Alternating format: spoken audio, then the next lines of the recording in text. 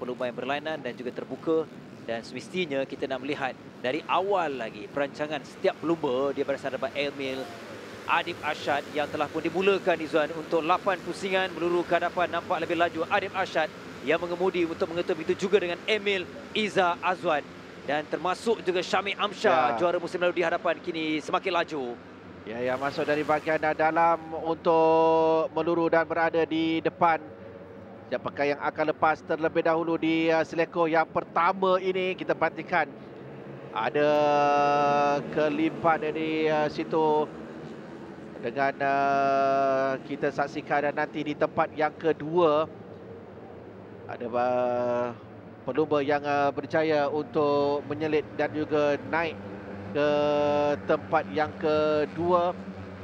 Kita dapat melihat dan juga menantikan kedudukan di mana posisi Emil Azza Izzuan, di mana kedudukan Adib, di manakah Syamil Amsyar yang pada awalnya Syamil kita dapat lihat meluru pantas untuk dia memimpin perlumbaan ini.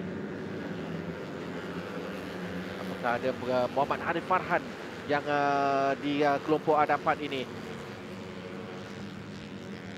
Aziz Hakimi yang mungkin nampaknya berdepan dengan masalah jentera seperti tadi. Apa kita berikan tumpuan terlebih dahulu untuk mereka melengkapkan lap yang pertama ini dengan menantikan tiba terlebih dahulu untuk berada di hadapan 3 jentera iaitu Izam Ikmal Izamdi, Daniel Johan dan juga Syamil Amsyar Effendi.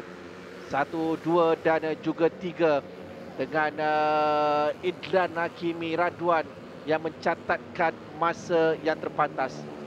Kelompok besar ini akan menjadi perlombaan ini menarik menuju penghujung jika berterusan sebegini, kerana saya nampak akan ada cabaran besar kepada Syamil Amsyar jika dia akan dihimpit ataupun kerana pecabutan kumpulan ini mempunyai rakan sepasukan.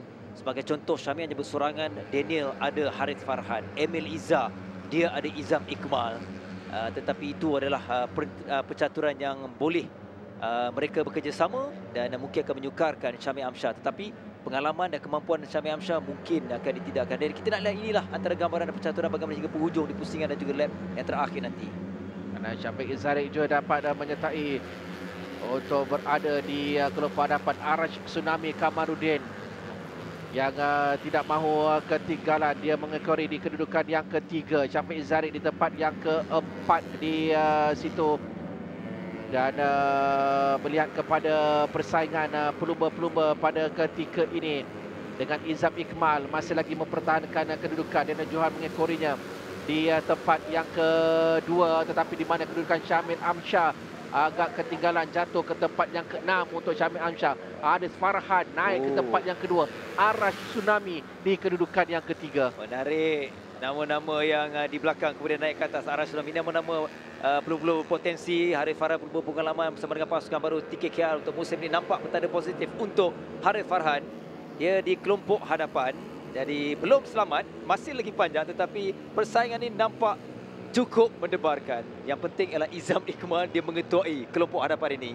Seperti mana yang saya berkatakan di awal tadi ya, kedudukan para pelumba yang bermula walaupun mereka berada di baris belakang, tetapi itu tidak menjadi masalah untuk mereka menempatkan diri di kedudukan hadapan. Dan inilah yang sedang berlaku dengan 6 lap yang terakhir. Kita perhatikan Izam Ikmal yang cuba untuk mengekalkan kedudukannya, tetapi ada 3 jentera daripada 3 pasukan yang berbeza sedang bersaing pada ketika ini untuk kedudukan podium 1, 2 dan juga 3.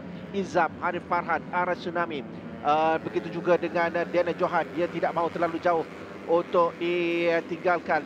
Namun Izam Ikmal konsisten dengan catatan masa yang dilakukannya. Yang terbaik adalah 1 minit 23.4917 saat. Dia memiliki kelebihan 0.4597. Muncul Syafiq Izzarik untuk naik ke tempat yang kedua. Daniel Johan di kedudukan yang ketiga dan Syamil Amsyar di kedudukan yang keempat. 3 pelumba diberikan amaran track limit, masuk Idlan Hakimi. Arash Tsunami juga sudah pun ditolak turun ke bawah di kedudukan sedikit ke belakang. Arash di tempat ke-10. Namun perancangan Izam setakat ini kita nampak dia mahu meluru laju, mahu meninggalkan pecah-pecah. Dalam 3 pusingan pertama memang Izam di hadapan. dan nampak dia selesa. Sebaliknya di kedudukan 2, 3, 4 ni sentiasa berubah. Syafiq Izzarik juga menarik sedikit, dia ditolak ketika ini, tapi perubahan itu bukan kekal kerana setiap pusingan, setiap selekoh boleh berubah dan mereka ambil peluang, kerana kita tahu dalam kelompok hadapan ini semua pelumba ini berpengalaman dan ada perancangan masing-masing menuju di selekoh dan juga pusingan terakhir nanti.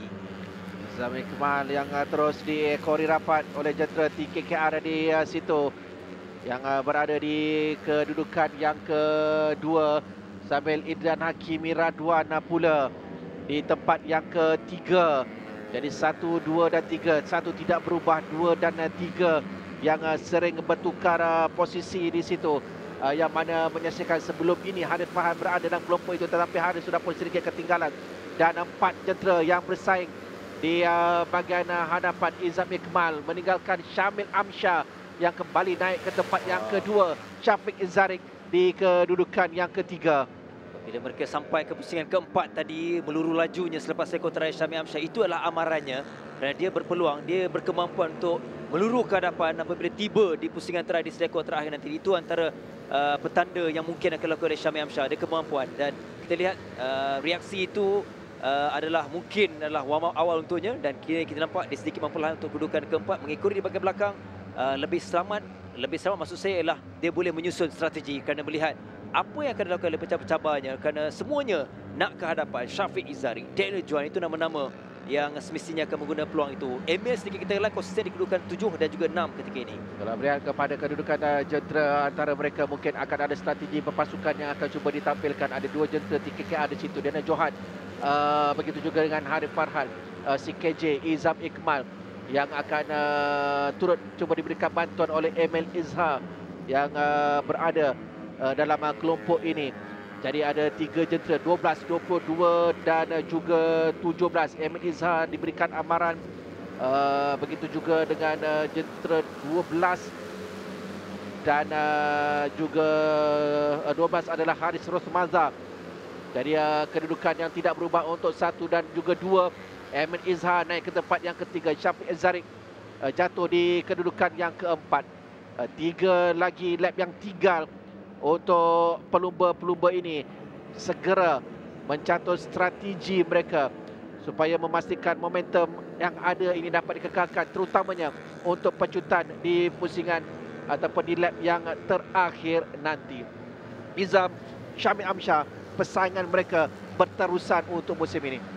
Sejak di pusingan pertama ni kita lihat, jadi untuk Izam, persiapan mental juga penting untuknya, kerana dia dari 5 pusingan pertama hingga pusingan kelima dia sentiasa di hadapan dan kini dicabar dekat oleh Syamil Amsyar, dan saya percaya pengalaman itu akan digunakan di penghujung nanti. Jadi siapa yang lebih bijak dan juga mengawal pelbagai faktor, pelbagai aspek akan diambil kira di penghujung nanti. Jadi ini perlumbaan yang kita mahu lihat, ini persaingan yang kita akan saksikan sehingga penghujung nanti, yang masih lagi terbuka kepada semua untuk pelumba di barisan hadapan di kelompok hadapan ini. Izam Ikmal dan juga Syamil Amsyar pada tahun lalu di litar ini mereka menamatkan saingan di kedudukan yang kedua dan juga di tempat yang ketiga. Kali ini ada peluang untuk mereka memenangi perlumbaan di litar Sepang Utara ini. Berbaki 2 lap yang terakhir. Izam Ikmal di tempat yang pertama, Syamil Amsyar di tempat yang kedua, dan kini muncul pula Muhammad Adi Putra Soekarno untuk naik ke kedudukan yang ketiga. Namun persaingan yang akan diberikan oleh Syafiq Izzarik tidak boleh diketepikan begitu saja. Begitu juga dengan Emil Izhar dan Haziq Muhammad Hamdan yang naik ke tempat yang ke-6. Seolah kenyataan awal dari Adi Putra Soekarno dilaksanakan dengan baik setakat ini, tapi itu bukanlah muktamad, begitu bukanlah pengesahannya. Namun kita lihat bagaimana dia begitu agresif ketika ini. Kita tahu Adi Putra Soekarno adalah pelumba yang sangat agresif, dan dia ambil peluang ketika ini. Dia memberikan amaran, dia memberikan cabaran kepada Izam Ikmal yang terus mengemudi. Tapi di hadapan ini kita lihat Adi sudah mau bergerak, sudah memberikan cabaran. Dia cuba untuk bersaing di kedudukan hadapan. Dia mau memimpin seketika menuju 2 pusingan terakhir. Semakin berdebarkan menuju penamat nanti. Nampaknya ketinggalan kedudukan Izam Ikmal. Kehilangan kedudukan di tempat yang pertama. Adi Putra Soekarno mencatatkan masa terpantas 1 minit 23.4095 saat di atas litar. Namun di depan ini Muhammad Syafiq Izzarik yang secara tiba-tiba dapat untuk melepaskan diri bagi berada di tempat yang pertama. Pasangan daripada Adi Putra Sukarno untuk naik semula ke tempat yang pertama. Mereka akan menuju ke lap yang terakhir ini. Adi, Haziq dan juga Syafiq Zarik dan Arash Tsunami Kamarudin masing-masing tidak mahu ketinggalan untuk memenangi perlombaan di litar sepak utara ini. Semakin menarik pasangan mereka di seleko yang pertama. Perlu berhati-hati untuk tidak melakukan sebarang kesilapan. Dan lepas untuk memasuki seleko yang kedua. Dalam sibuk kumpulan hadapan ini, sayang untuk Adi Arsyad. Dia sudah pun ketinggalan jauh. Dia keluar dari kumpulan hadapan ini. Mungkin mengenai masalah jentera. Jadi sesuatu yang amat sedikit kecewa untuk Adi Arsyad. Namun debaran untuk CKJ Racing. Mereka menyaksikan Izam Iqmal, Emiliza yang masih lagi berpeluang di kelompok hadapan ini yang semakin sengit. Separuh telah pun mereka harungi dan separuh perjalanan yang akan menamatkan pusingan terakhir untuk melihat kejuaraan bagi CP125. Jadi kedudukan di tempat yang pertama Izam Iqmal, Haziq Hamdan di kedudukan yang kedua. Di tempat yang ketiga adalah Syafiq Zarik. Apakah 1, 2 dan juga 3 ini akan kekal atau ada pelumba lain yang akan bertindak di saat-saat akhir? Izam Iqmal satu lagi seleko yang akan dilepasinya sebelum dia akan menuju ke laluan lurus. Ada ruang untuk Izam Iqmal meninggalkan Haziq Hamdan di tempat yang kedua. Izam Iqmal semakin hampir dan akan tiba terlebih dahulu untuk mendapatkan kemenangan, meninggalkan Muhammad Haziq Hamdan di tempat yang kedua. Di kedudukan yang ketiga Muhammad Adi Putra Sukarno. Jadi pasukan Petronas Sprinter yang masih KJ Racing.